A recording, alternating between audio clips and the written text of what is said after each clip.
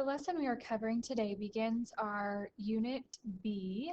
So this will be page number 9 of Unit B, which will be over functions. So in the topic section of your notes, if you'll write relations, which is what we're going to cover today. We're going to first start by going through a few terms. The first one being relation. And so when we're talking about a relation, that is a set of ordered pairs. And so when we're talking about those, we'll see sets of ordered pairs, and so we are considering those to be a relation. As an extension to the graphing activity that you worked with prior to this, we were talking about independent variables and dependent variables. So if we're referencing an independent variable, that means that the variable that causes the change in another variable. So when we're talking about some sort of a relationship or a relation, the variable that causes the change in another variable. So then that leads to the dependent variable. And so the definition of that is the variable with a value that is dependent on the value of the other variable, being the independent variable. So the independent variable causes the change that will take place with the dependent variable.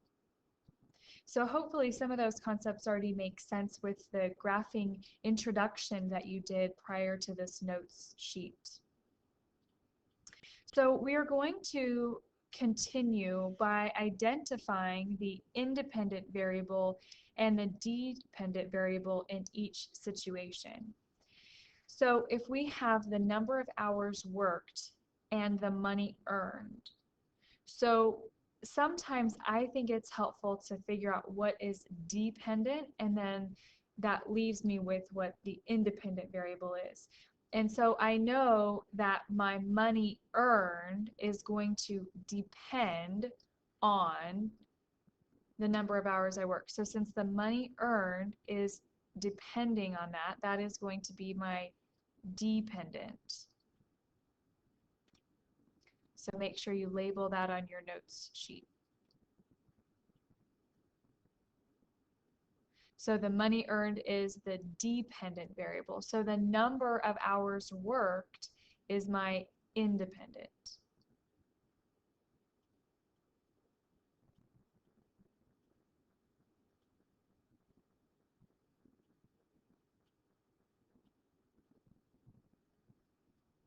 So in looking at the next one, your grade on a test and the number of hours you studied. So the grade on a test is dependent on the number of hours that you studied. So that's why I think it's sometimes easier to start with your dependent, what depends on the other.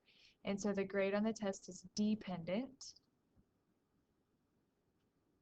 And then the number of hours you studied, that would be the independent.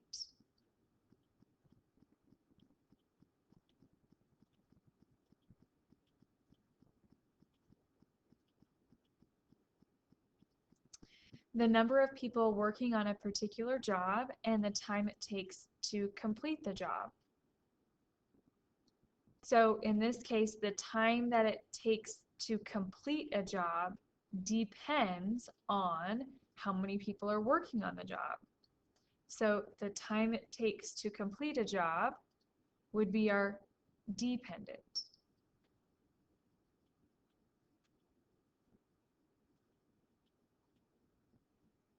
And so then that leaves as my independent that the number of people working.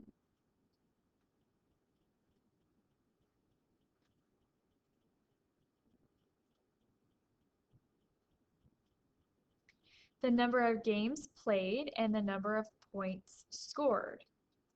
So in this case, the number of points scored will depend on the number of games played. So the number of points scored is going to be my dependent.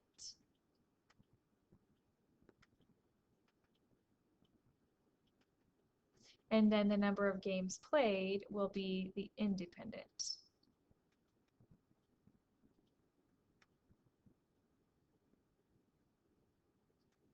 Last one, the speed of a car and how far the driver pushes down on the gas pedal. So the speed of a car depends on how far the driver pushes down on the gas pedal. So the speed of the car is dependent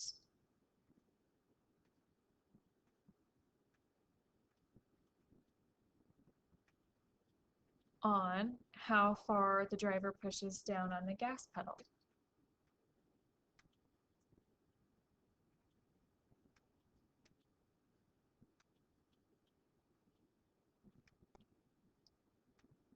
So make sure that these make sense to you and how to determine an independent event versus a dependent event, is you will have to do that on your assignment as well.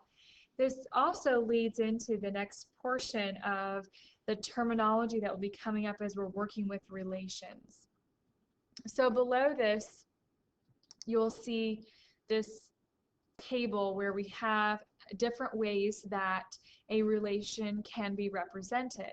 And so we have our list of ordered pairs. So we have ordered pairs 1, 2, 2, 4, 3, 7, and 4, 8, where we have been working with our ordered pairs as our first value is our x value, and then the second value is our y value.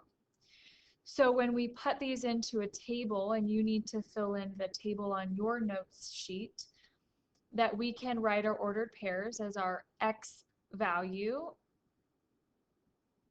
compared to our y value.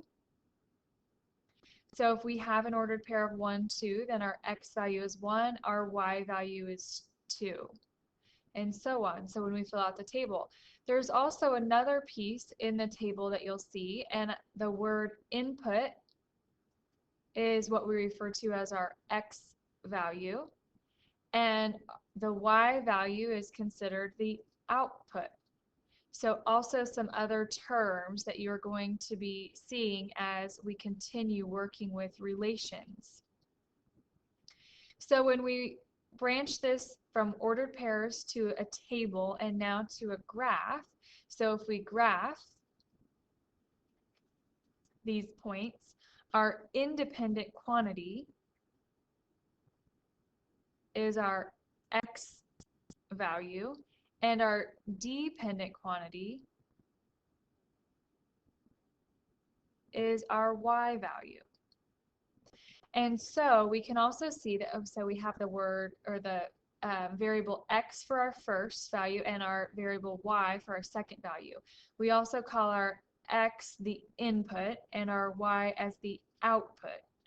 Our x is also known as an independent quantity, and our y value is a dependent quantity. So you can see that we're coming up with some more terminology to work with our x and y values in context of relations and functions. So when we graph and plot our points, so we have the point 1, 2, so on our x-axis we go over 1 and up 2 on our y. Our next ordered pair is 2, 4, so we go to the right 2 on the x-axis and up 4 on the y. For the point 3, 7, we go to the right 3 on the x and up 7. And then lastly, we have the point 4 and up 8. So when we graph our ordered pairs, that's what it would look like. And we'll talk about different types of graphs another day, but these are not connected, so we'll talk about that terminology that we'll see later. So that would just be the extent of plotting those points. Another thing that you are going to see is using mapping as a tool to determine if a relation is a function. So when we're talking about mapping, our x value will go here and our y value goes here. So now we have another word to reference our x and y value. So we have our input and our output that we saw over here. We have our dependent quantity and our independent quantity.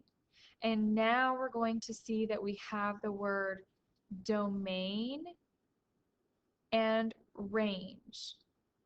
And so we are going to have some of these terminology phrases come up as we're working through them. So it's really important that you understand what's related to the x value and the y value. So when we're filling in our mapping, which we will definitely come back to this at a later date as well. So we're just kind of getting the basics down here, that if we can just list our x values of our domain. So our x values are listed here. So 1, 2, 3, and 4. And then the values of our range, which are our y values. So then we have 2, 4, 7, and 8. So we list our domain and range, and then we're going to connect them to what they need to be connected to. So the 1 matches up with the 2. So draw a line that connects the domain of 1 to the range of 2. Our x value of 2 to our y value of 4. So those are connected. The value of 3 to the value of 7. And then 4 to 8. So in this case, they just form straight lines and they're matched up nicely. But we will see some in the future that will have some other different relationships between the values in the domain and the values in the range. So let's put this to a situation. So on the back side of your notes, you will see this diagram. So it says in the diagram below, what is the relationship between the number of rectangles and the perimeter of the figure they form? So we are going to find the relationship between the number of rectangles and the perimeter of the figure. So we are going to complete a table, some ordered pairs, a graph, and then a mapping diagram of this information. So before we can fill out our table, we know that on the table we're going to have our x and our y values. So our x and our y. And reviewing from before that our x value is our independent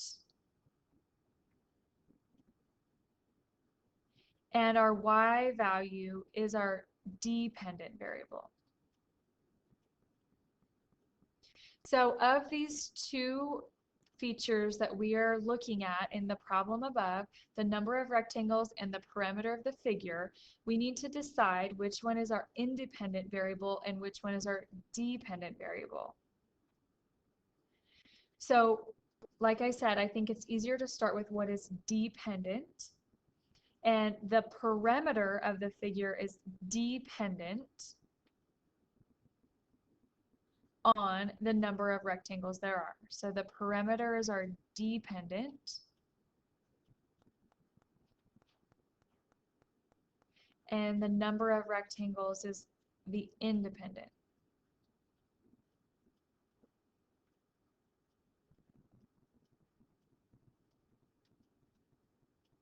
So in looking at the figure that we have here, so we're going to fill in, we have 1, 2, 3, 4 rectangles, but we're going to go ahead and continue and fill out the whole table. So if we have 1 rectangle, if we have 2 rectangles, if we have 3, 4 rectangles, and we're going to continue this on to see the pattern, and if we had 5 rectangles. So remember that the perimeter is when we add all of the sides up. So if we have a length of 6 here, so that means that this side would also be 6. And a length of 1 here would mean a length of 1 here. You could also write this as 2 times 6 plus 2 times the 1. So we have 2 6s and 2 1s. So we can write that. When we evaluate this, so 2 times 6 is 12, plus 2 times 1, which is 2, so that would give us a value of 14. If we have 2 rectangles, so we have a length of 6 here, and then we have another 1 and another 1. So we have two sixes, so 2 times 6. And then we have 4 ones. So we could write that as 4 times 1.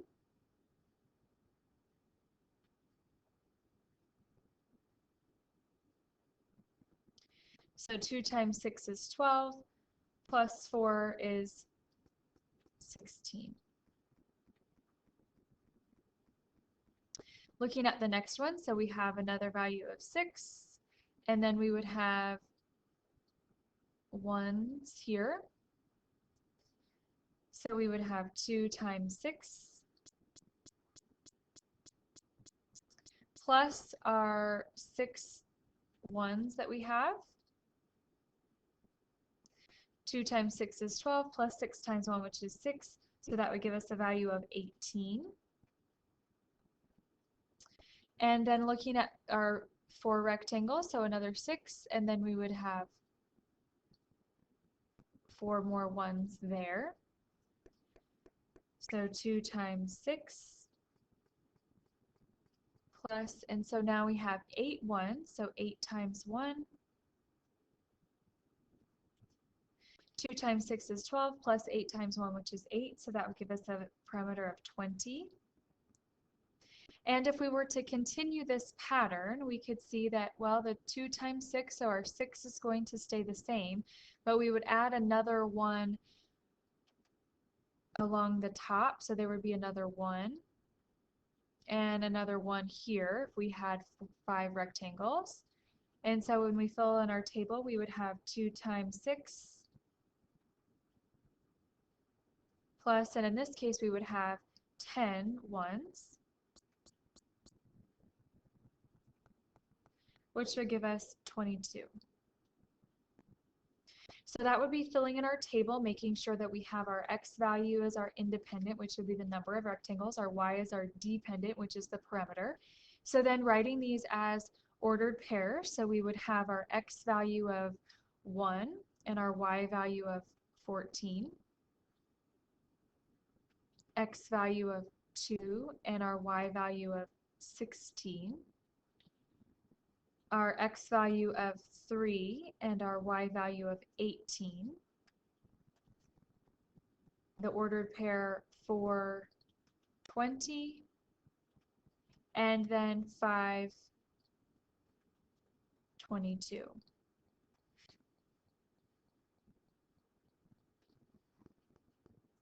So now we are going to use the same information to graph. So we can see our ordered pairs are 1, 14, 2, 16, 3, 18, 4, 20, and 5, 22. So in graphing them, we need to recall from before that our independent variable is our x value. So this is our independent. And then our y is our dependent. And so our x value, as we're labeling our axis, that this would be the number of rectangles.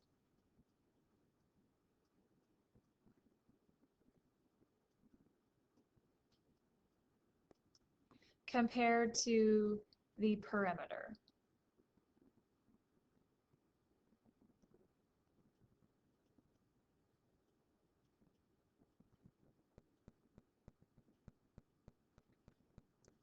So when we plot our points, so our first point is 114. Our second point was 216, 318, 420, and 522. So that would be a graph of this relation. And then lastly, we are going to map. We use mapping as another method to show the same information. So our domain, remember, our x values. And our range are our y values. So our x values, we were looking at 1 rectangle, 2 rectangles, 3 rectangles, 4 rectangles, and 5 rectangles. And then our matching values for our y, so our range, started with 14, 16, 18, 20, and 22.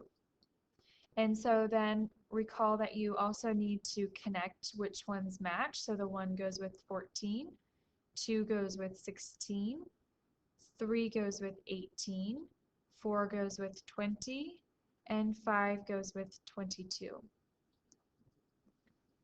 So this concludes the first notes over Unit 2. So your assignment will be very similar to the format of these notes. So make sure that you have good, accurate notes and you go back and fill those in if you need to.